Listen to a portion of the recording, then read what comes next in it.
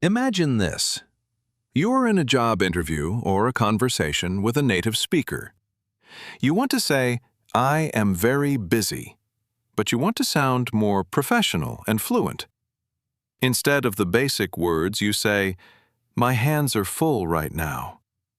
Suddenly, the way people look at you changes. This is the power of advanced English. Welcome to English Learning Booster.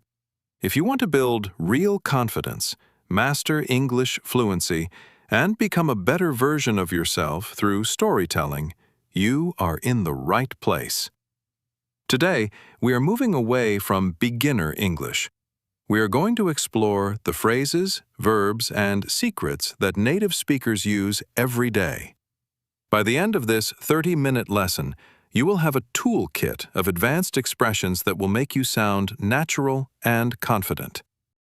Let's start with a character named Leo. Leo is a hard worker, but his English is very simple. He often says, "I am happy," or "I am tired." While this is correct, it doesn't show his true personality. To speak like a pro, Leo needs to learn phrases that carry more emotion and detail. The first expression you need is to take something seriously. This means to believe something is important or sincere. For example, if a child says, "I want to be an astronaut," a supportive parent will take that dream seriously. They won't just laugh. They will help the child learn about space. In your own life, if you want to reach your goals, you must take your English practice seriously. Next is a very common phrase, "on top of that."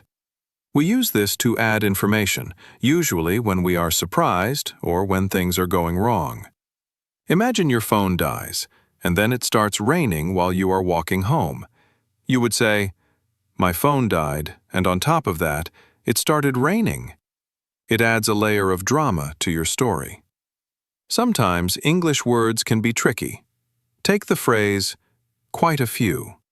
Usually, a few means a small number, but when you add quite, it actually means a lot. If I say, "I have quite a few ideas for this video," it means I have 20 or 30 ideas, not just 2. It is an indirect way of being humble while showing that you have a lot of something. What about when there is almost nothing? We say, "little to no." If a person has little to no experience in a job, it means they are a complete beginner. It sounds much more advanced than just saying, "he has no experience." In English, we call this an emotional roller coaster. Just like a ride at an amusement park goes up and down, a difficult year can be a roller coaster. For instance, starting a new business or a YouTube channel is a total emotional roller coaster. Some days you are excited, and some days you are worried. If you want to emphasize how big or extreme something is, use the phrase, "I'm talking." Imagine a huge house. You could say, "This house is huge. I'm talking 6 bedrooms, a private pool, and a massive garden." It helps the listener visualize the scale of what you are describing. In negative situations, native speakers often use "at all" at the end of a sentence to mean completely. Instead of saying, "I don't like it," you say, "I don't like it at all."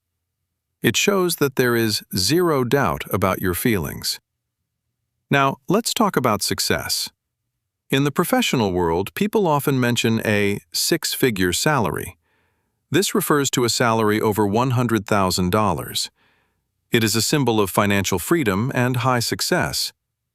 When someone is struggling, we say they are going through something. This is a very kind and respectful way to describe a difficult time. If your friend is sad because of personal problems, you can tell others, "He is going through a lot right now," which means he is having a hard time. And when someone finally succeeds, we say they made it. Whether it's finishing a marathon or becoming a famous doctor, saying, "he finally made it," implies that they worked hard and reached the finish line. Now, let's look at a secret.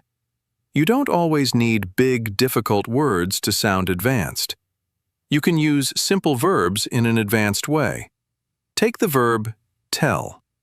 We all know it means to speak, but in advanced English it also means to know or to understand.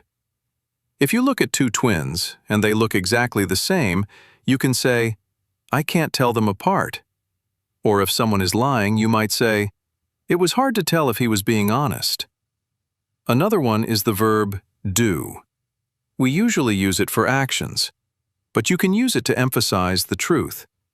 If someone says, you don't like coffee, and you actually love it, you should say, I do like coffee. It corrects the other person politely but firmly. Finally, the verb bet. In a basic way, it's about gambling money, but in conversation it means, I am almost certain. If your friend just finished a 10-hour work shift, you can say, I bet you are exhausted. It shows empathy because you are predicting how they feel. To wrap up this lesson, remember that consistency is more important than talent. If you use these phrases every day, your brain will stop translating from your native language and start thinking in English. Before we finish, if you found this lesson helpful, please subscribe to English Learning Booster and hit the bell icon. Your support helps us create more stories to help you on your journey. Here is your challenge for today. Look at the phrase, on top of that. Try to create one sentence using this phrase and share it in the comments below. I will check your sentences and reply to as many as possible. Stop waiting for the perfect time to start. Start now. Speak clearly, use these advanced expressions, and watch how your confidence grows. You have the potential to be a fluent, advanced speaker. Keep pushing, keep practicing, and I will see you in the next story.